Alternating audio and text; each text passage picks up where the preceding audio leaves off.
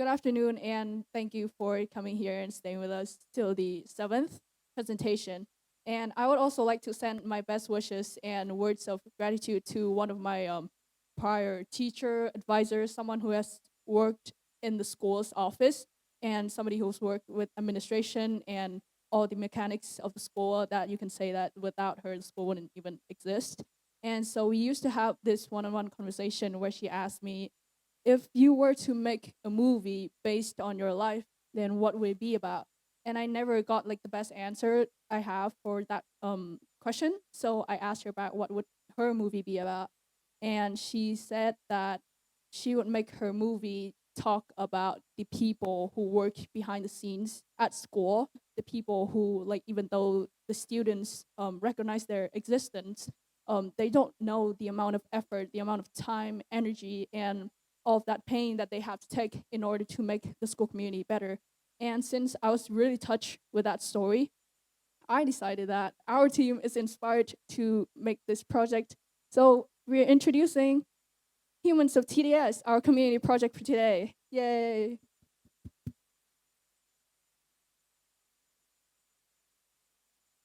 Yeah, so we are Human of TDS, a group of three students in Copenhagen, aiming to provide a service and advocate for our staff in school for more recognition and respect.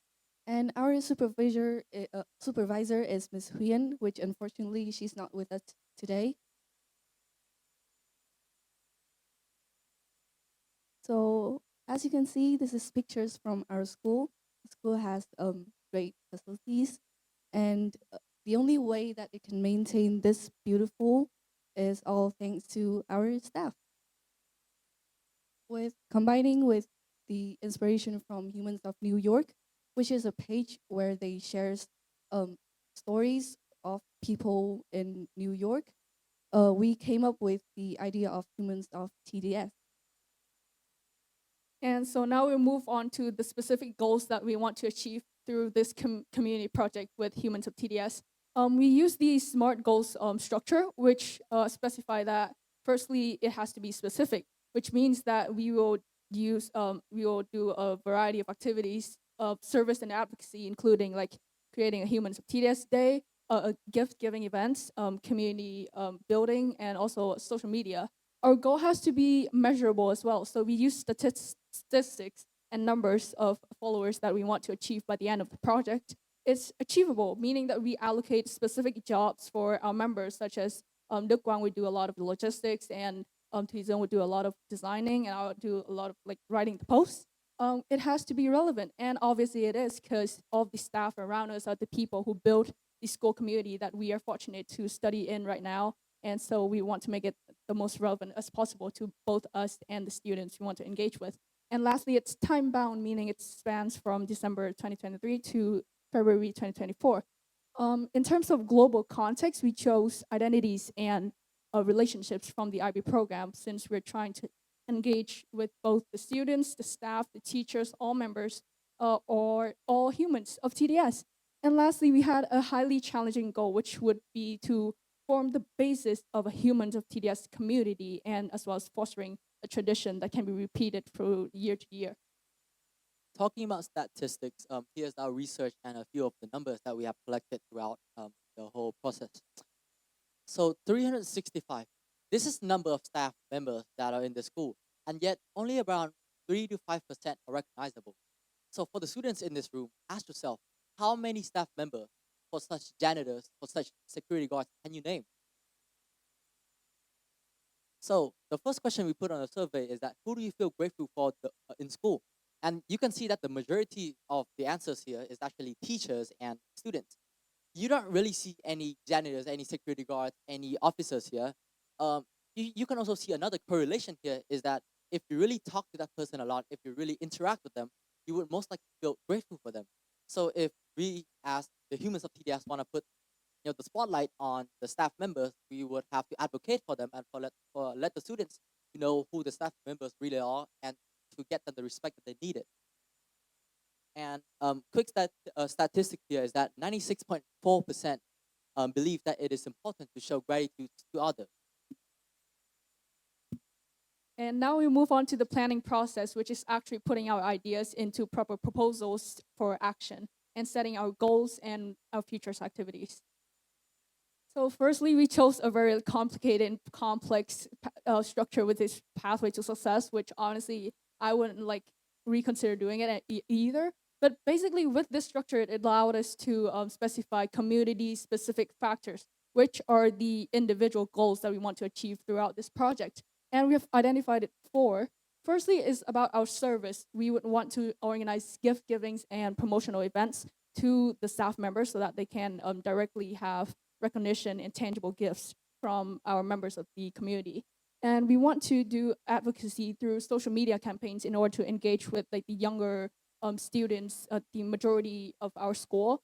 And thirdly, we want to leave a long-term impact on this community, meaning that we would have to build a basis, a community, a club-like group that would upkeep this like project for a long time. And lastly, we want to keep this a tradition, which we introduced the Humans of TDS Day, which is monthly on the 20th.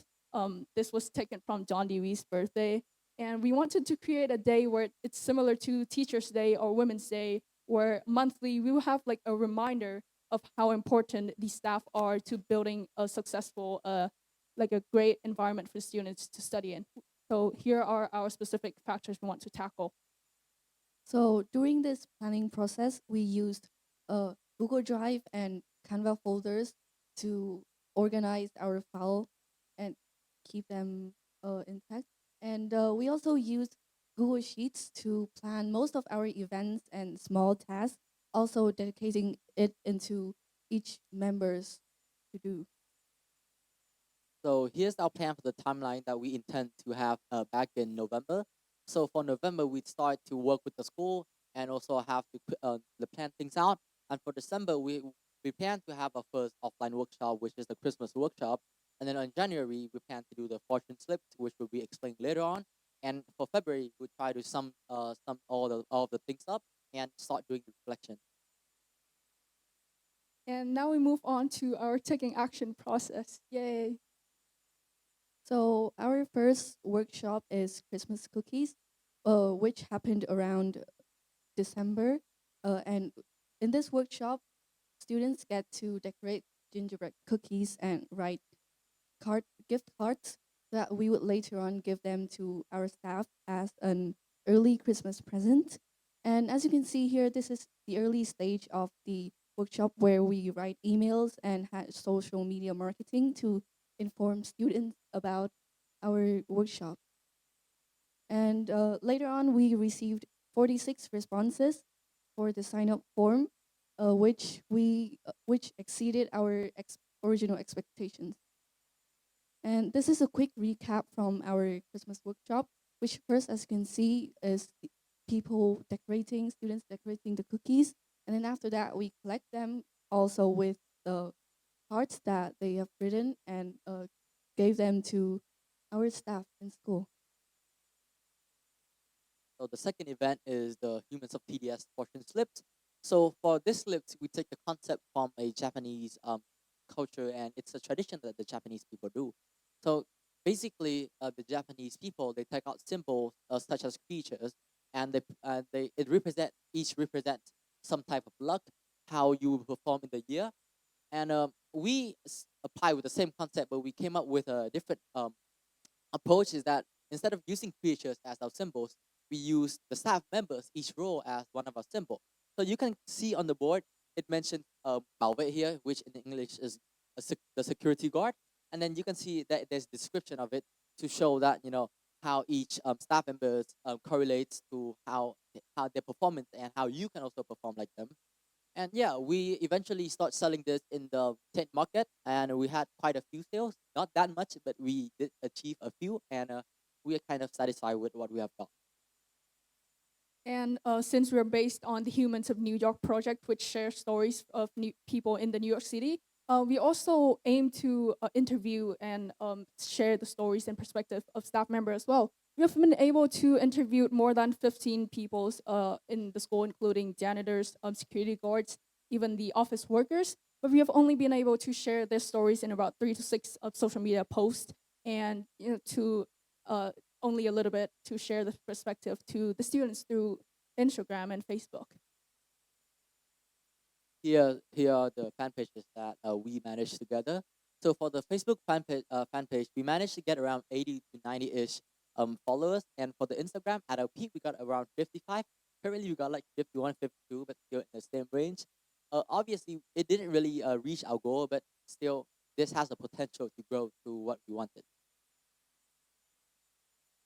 And so throughout our whole project, we have to make sure that we show a lot of the ATL skills, and one of which would be the thinking skills present during both our planning, taking action, and also reflection process. And using these thinking skills, we have been able to identify different perspectives of people in the school, whether the students recognize the staff or whether the staff want any kind of tangible gifts for their recognition. And we have also been able to identify and overcome obstacles as we move along with our process. We have had a little bit of trouble with communicating between members and solving deadlines, but we have been able to overcome it using the infamous IB thinking skills among the ATL skills. Yay!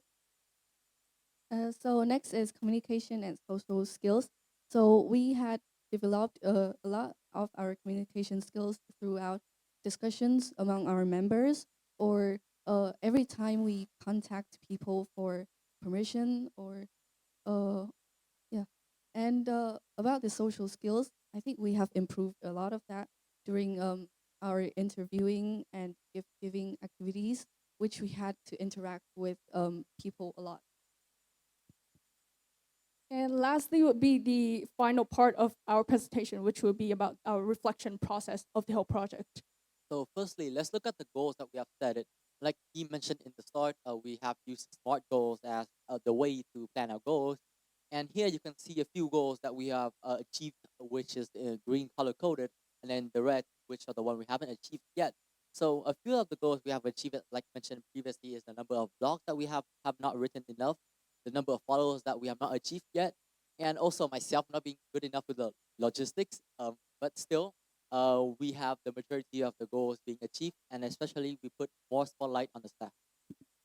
Another approach to our reflection would be to look back at the complicated pathway to success thing, where we have identified it that our 4 community-specific factors, we have 3 over 4 that are nearly achieved and are almost to reach the best outcome. And the only one left is to building a community, which only started to make a minimal impact by the support of classmates from 9 Copenhagen as well as some volunteers. And lastly would be our personal reflections regarding our feelings, ATL skills, and some knowledge we want to share about service action. So throughout this whole process, my communication skills definitely improved a lot.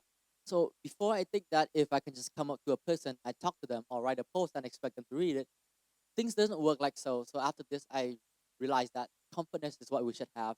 If I want to interview a person, I have to start to them to get them, to be comfortable with me. If I want to write a post, I should know who I'm writing to, so that I write in the same words and use the right language for the people. So this project is definitely an interesting experience for me, because obviously I have never tried this kind of project before, and I am proud that we finally have finished it, overcoming all of our challenges, our conflicts, and problems occurring among our members. And I also think that I've developed my social skills a lot, since personally I am a quite an anxious person, and throughout the process of interviewing and gift giving, I think it helped me to gain a lot of confidence. And lastly, for me, even though personally I relate a lot to this project, I honestly think that it was services action overall has been a great deal out of my comfort zone. But being able to go through this whole process has taught me a lot of these skills, such as like research skills to know what our audience wants, what our audience needs, and a lot of thinking skills, thinking about our perspective, the obstacles that we have faced, and how to overcome them. And overall, service action, as always, it's still meaningful and definitely like a valuable experience that we at least each try once in our life. And here are the credits of all the people who have helped us all throughout the journey, including our supervisors and all the teachers to oversee our process, as well as classmates who have helped us with the ideas or with volunteering, and lastly, for our supporters, followers, and form responses from classes from 6th to 9th grade. And we would like to thank you very much for listening.